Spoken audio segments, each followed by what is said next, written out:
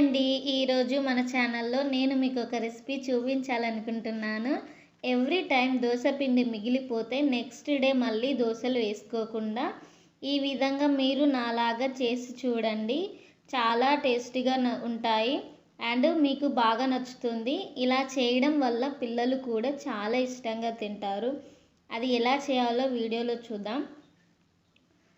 ముందుగా ఈ రెసిపీకి కావాల్సినవి వెజిటేబుల్స్ అండి. మీకు ఇష్టమైన వెజిటేబుల్స్ తీసుకోండి. నేను తీసుకున్నాను ఒక టమాటో, ఒకటి ఆనియన్, ఒక క్యారెట్, 4 పచ్చిమిర్చి, కొత్తిమీర, పుదీనా, కరివేపాకు ఇవన్నీ తీసుకొని బాగా వాష్ చేసుకొని సన్నగా కట్ చేసుకోవాలి. వీడియోలో చూపిస్తున్న విధంగా కట్ చేసుకోండి.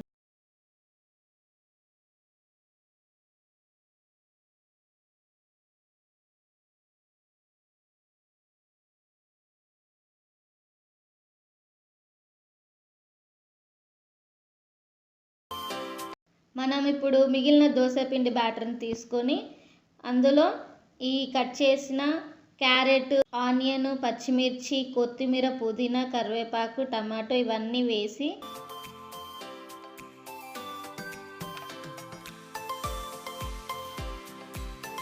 బాగా కలుపుకోవాలి. ఆ తర్వాత టేస్ట్కి సరిపడా salt and half teaspoon వంట సోడా వేసుకొని వన్స్ కలుపుకొని పక్కన పెట్టుకోండి.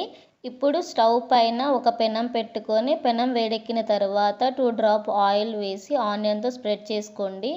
ఒక 5 సెకండ్స్ తర్వాత వాటర్ చల్లుకొని వాటర్ అంతా ఎవాపరేట్ అయిన తర్వాత వీడియోలో చూపిస్తున్న విధంగా మనం కలిపి పెట్టుకున్న మిశ్రమాన్ని గరిటెతో పోసుకొని ఒక 2 మినిట్స్ మూత పెట్టి మంటను మీడియం ఫ్లేమ్లో ఉంచి ఉడికించుకోవాలి.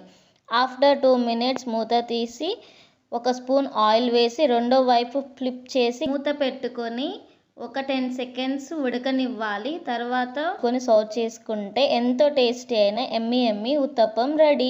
మీరు నాలాగే చేసి ఉంటే కమెంట్ చేయండి. నా వీడియో మీకు నచ్చినట్లయితే లైక్ చేసి షేర్ చేసి నా ఛానల్ని సబ్స్క్రైబ్ చేసుకోండి. Thanks for watching.